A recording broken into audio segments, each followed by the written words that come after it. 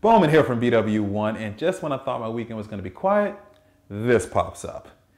The LG G4 inadvertently gets leaked by LG. So I first saw the story on Engadget, but it actually got leaked out by Evan Blass, a famous phone and sort of gadget device leak and pre-releaser out there. He kind of gets the information out to everyone just before it's supposed to get announced.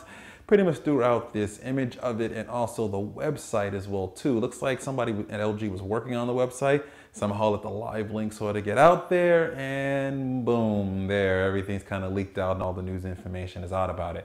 Now I want to talk about some of the things that I saw on it because it actually made me a lot more excited for the G4 that's going to be coming later this month. At the end of this month, April 28th, we'll be going to the event, so I really am excited to see what they're going to be announcing here. Now, some of the information, so there's the tech specs and stuff were kind of wrong. You kind of could tell it was for the G3 from a previous year, so they're just using it as filler. But some of the things look like they were pretty much on point. One of them being that it looks like they're going to keep the 5.5-inch display at QHD resolution, but it's being used in quantum dot technology. Now, that's actually the technology they use inside of a lot of the new TVs that LG announced at CES. So it's supposed to be much more efficient in terms of power and batteries. So you should get better battery life on the Quad HD display using the technology. You should be getting better color reproduction and such. Should be coming out with this as well too.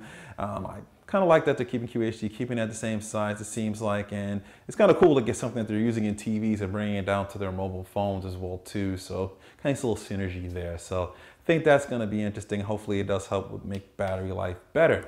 Another thing is sort of what the back is made out of. Now, it looks like the back is going to be made out of actual genuine leather.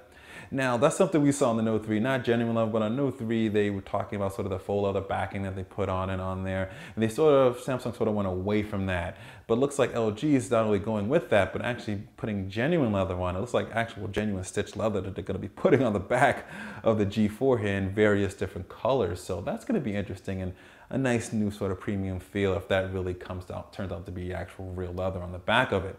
Speaking of the back is actually going to be, looks like it's going to be removable, and you're going to be able to have a removable battery and micro SD card slot. Two things that LG's biggest competitor in the Android space, Samsung, has sort of left out with the S6 and S6 Edge. So seeing that in here could be two big bullet points for them to differentiate themselves from everyone else. Now the battery looks like it's gonna be, some say it was supposed to be 3,500, looks like it's listed as 3,000 milliamp hours on this. So we'll see what the battery size kind of turns out to be. Probably maybe hit somewhere in the middle there. But the fact is removable, replaceable battery, and micro SD card slot is going to make a lot of people happy. So that's pretty cool to see those added into there. Or looks like what may be coming with it. Now, another thing that LG seemed to emphasize a lot was the camera. Now the camera, it says it's supposed to be 13 megapixels. I don't think that's going to be accurate. It might be somewhere around 15 or 16 megapixels. Some say up to 20 or so. We'll see within there, but I think it's going to be higher than 13 megapixels, but it's going to include OIS on the back of it, and it's going to have a f1.8 aperture, so it's supposed to get really good low light as well too. And it's going to have another sensor. Now, laser autofocus was a key feature that LG sort of bragged about last year on the G3, and it actually was a really useful feature. I got some great photos just by walking and tapping really fast. Like the photos came out really quick and really fast, and they were very, very accurate. The laser autofocus really helped with that. And they're going to have another sort of color sensor on it. So not only will you be able to get a focus real fast, but you're also going to be able to get color accuracy really fast as well too, just before you take the shot. So that should produce a much more color accurate photo. Find that to be interesting, something very different. A sensor that looks like that could actually be pretty useful on it to make a much better camera experience. And speaking of camera experiences on it, it looks like they're really bragging about sort of the manual mode that they've added to it. Looks like there's a bulb mode that gets sort of some cool sort of streaks as they kind of show in one of the photos here.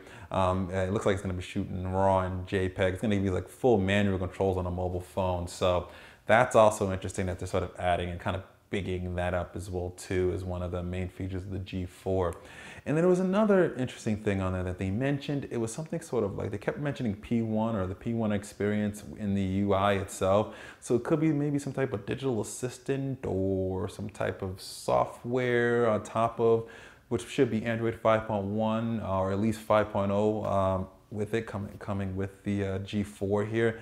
and I'm not exactly sure what that is, but it looks like it's gonna add some smart features to make it a lot easier to kind of navigate and use your phone and make it a much better experience. But those are the three big things that I saw sort of in this leaked page. It's down now, but granted, it looks like they're gonna keep a very similar design, add some pretty cool leather backing to it. Really, they emphasize the camera a ton. It looks like the camera might be the best camera that's going to be out. I remember last year when I kind of did the review of basically the three big phones, the LG G3, Samsung Galaxy S5, and HTC One M8. And I plan to do that sort of triple threat again coming soon. I really don't include the Note in that because that's sort of in the phablet category. These aren't really in that phablet category.